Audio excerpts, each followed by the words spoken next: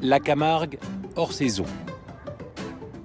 D'ici quelques semaines, ces plages vides vont se couvrir de camping-cars, ces routes sinueuses de bus de touristes et ces chemins creux de hordes de cavaliers. Mais pour l'instant, la plus vaste zone humide de l'Hexagone reste un monde à part, noyé par les eaux mêlées du Rhône et de la Méditerranée. L'occasion de partir à la rencontre de quelques-uns de ses habitants à l'année. Un manadier passionné de taureaux, un jeune patron pêcheur, un prof de kitesurf et une étudiante spécialisée en flamand rose.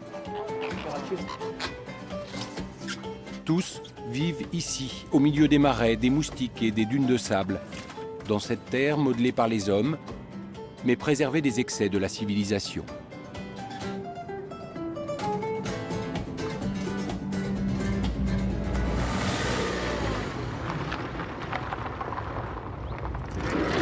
Pour Anne-Sophie Deville, l'ornithologue, la saison importe peu. Il faut dire qu'Anne-Sophie s'intéresse aux flamants roses, une espèce présente toute l'année, même si au mois de décembre, ils ne sont pas très nombreux sur les étangs. Effectivement, il y a un peu moins de flamands en hiver. Certains partent hiverner en Afrique, en Mauritanie, en Turquie, en Italie ou en Espagne. Et d'autres restent hiverner ici en France.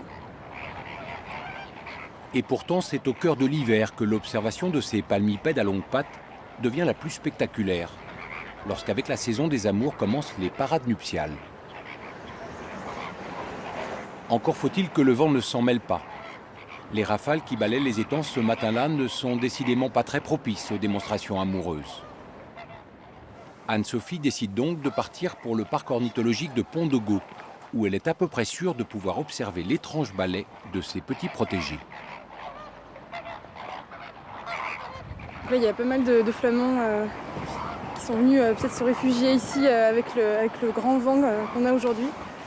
Et c'est un milieu particulièrement favorable pour voir les parades nuptiales. À la différence de nombreuses espèces d'oiseaux, le flamand rose n'est pas fidèle.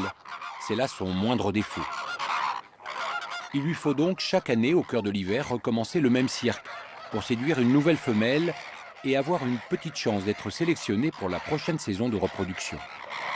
Ils vont ouvrir leurs ailes pour montrer les couleurs, la couleur bien rouge de leurs plumes de couverture, qui ne sont pas visibles lorsque les ailes sont fermées. Et un individu qui sera bien rose sera un individu potentiellement de bonne qualité, puisque c'est via l'alimentation qu'ils obtiennent cette coloration. Ils font les beaux, quoi. C'est ça, ils font les beaux, ils cherchent leur partenaire.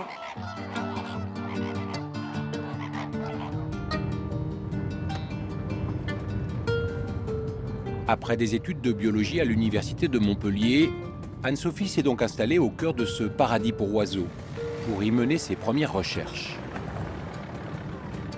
Je viens du sud, donc je connais effectivement la Camargue depuis très longtemps. Et donc j'ai eu l'opportunité effectivement de commencer une thèse il y a 2 ans sur le flamand, donc sur une espèce emblématique de la Camargue. Et oui, c'est une chance formidable d'être là, d'aller faire du terrain.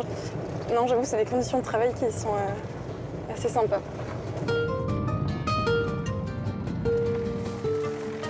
Voilà bientôt 3 ans que l'apprenti chercheur a rejoint la Tour du Valat, un centre de recherche et de protection des zones humides.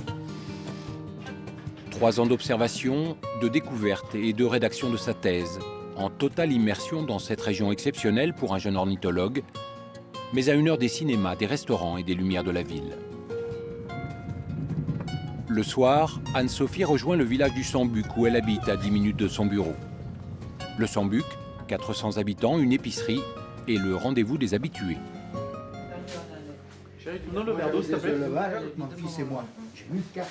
Anne-Sophie y a donné rendez-vous à Alan Johnson, le premier ornithologue à s'être intéressé aux flamants roses camarguais. Actuellement, le niveau d'eau dans le marais est assez bas, ce qui fait que... Ce scientifique anglais a débarqué en Camargue dans les années 60 et ne l'a jamais quitté depuis. Je crois que c'est important de connaître les gens qui vivent dans une région et de connaître la région. On ne peut qu'être plus informé dans ce qu'on fait. Ici, on a un contact plus facile avec les gens, les différents acteurs locaux, les gens du parc, les riziculteurs, les manadiers, voilà, des tas de gens qui aiment la Camargue, qui y vivent. Et quand on travaille sur le flamant rose, effectivement, c'est tout à fait intéressant et enrichissant d'être au cœur du paysage social et de la Camargue.